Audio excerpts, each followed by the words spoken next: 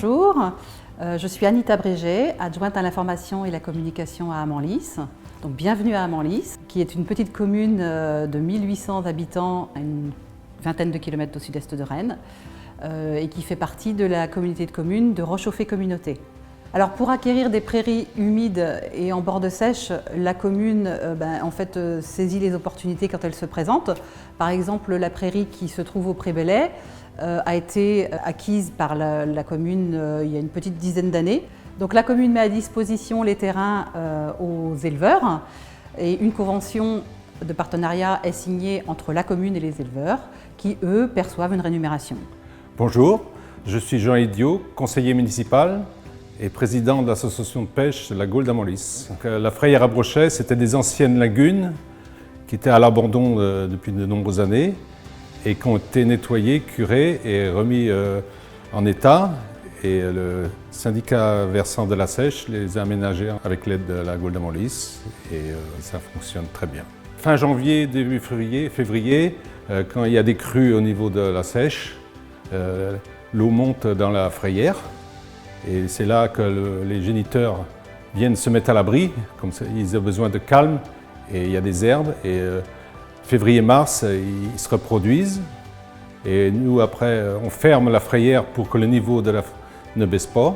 Cette année c'était une bonne année, il est sorti à peu près 600 petits brochetons de 7 à 11 cm. Après dépollution des lagunes qui se sont transformées en prairies humides, en zones humides et qui ont été reconnectées à la rivière.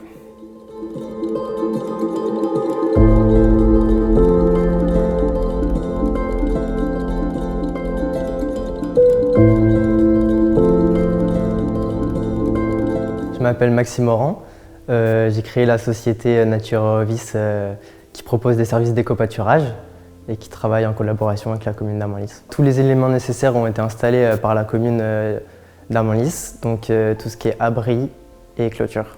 Alors les animaux ne sont pas présents toute l'année, c'est une gestion différentielle. Les animaux peuvent sortir et entrer en fonction de la pousse de l'herbe sur le terrain. Donc j'ai créé l'entreprise Nature Vis il y a environ 1 an et demi. Donc, je travaille avec du particulier, des entreprises ainsi que des communes. Et j'ai décidé de me lancer à la suite de mes études agricoles. Amanlis a commencé l'éco-pâturage en 2020. Donc, au départ, c'était avec des propriétaires de chevaux. Donc, la commune a mis à disposition gracieusement des parcelles. Et puis, à partir de 2022, on a commencé l'éco-pâturage avec des moutons. Donc, ça permet de limiter l'utilisation de matériel et de carburant également.